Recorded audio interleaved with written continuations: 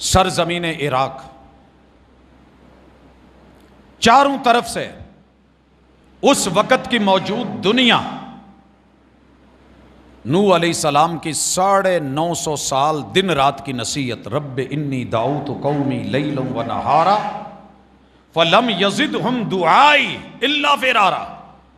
اللہ میں جتنا قریب کرتا ہوں توحید کے قریب لاتا ہوں، یہ راہ فرار اختیار کر کے، ضد کر کے، بغاوت پہ، انا پہ، ہٹ درمی پہ اتر کر کے اتنے ہی شرک میں مبتلا ہوئے ہیں۔ اللہ میں تھک گیا ہوں، ان کا ایک بھی گھر روئے زمین پہ نہ چھوڑ۔ کہا کشتی بناؤ، بنائی گئی۔ کہا لاسٹ وارننگ دے دو، دے دی گئی۔ پھر نتیجہ کیا نکلا؟ نتیجہ یہ نکلا کہ نوح علیہ السلام کی کشتی میں بیٹھنے والے جانور اور بندر تو بچ گئے، لیکن رب کی سزا اور پکڑ جب بیوی اور بیٹے پہ آئی تو بیٹے کے لیے پیغمبر روتے بھی رہے، بلکتے بھی رہے، تڑپتے بھی رہے، دعائیں بھی رہیں، مناجات بھی رہیں، لیکن رب کی سزا، رب کی پکڑ، رب کا جب عذاب آتا ہے تو اللہ پھر نرمی نہیں دکھاتے۔ ہمارے ہاں کچھ حالات اور ہیں،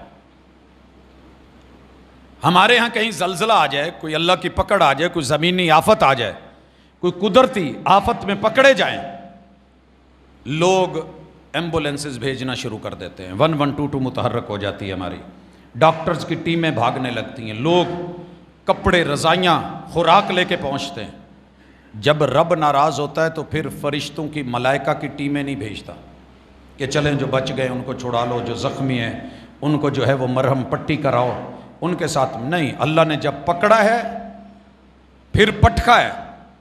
قدرت پہلے رحم کے ساتھ، کرم کے ساتھ، فضل کے ساتھ دعوت دیتی ہے، بچ جاؤ، بچ جاؤ، بچ جاؤ، واتقوا اللہ، واتقوا اللہ۔ لیکن جب قوم نہیں ڈرتی، ضد پہ آتی ہے، اللہ کی پکڑ آتی ہے، تو پھر میرا رب جب عذاب میں مبتلا کرتا ہے پھر ان کی نسل کے آخری بچے تک بھی مروا دیتا ہے۔ یہ عذاب کوئی چھوٹا عذاب نہیں تھا۔ اور یاد رہے، جب جب بھی دنیا میں سیلاب آئیں گے مت سمجھیے گا کہ یہ حادثاتی تھا، یہ کسی ڈیم کا مسئلہ تھا، یہ کسی دریا کا مسئلہ تھا، یہ کسی بارش کا مسئلہ تھا، یہ کوئی مس مینجمنٹ تھی، یہ نہیں ہو سکا، وہ نہیں ہو سکا۔ لہٰذا جب گھر برباد ہونے لگے، لوگ ڈوبنے لگے، چھتیں گرنے لگیں، دیواریں بہنے لگیں، اور لوگ، مویشی، ڈنگر، ڈھور ڈوب کے غوطہ زنی نہ کر سکے، مر جائیں، آسمان سے رب کی سزا اتر چکی ہے، کوئی سمجھے یا نہ سمجھے۔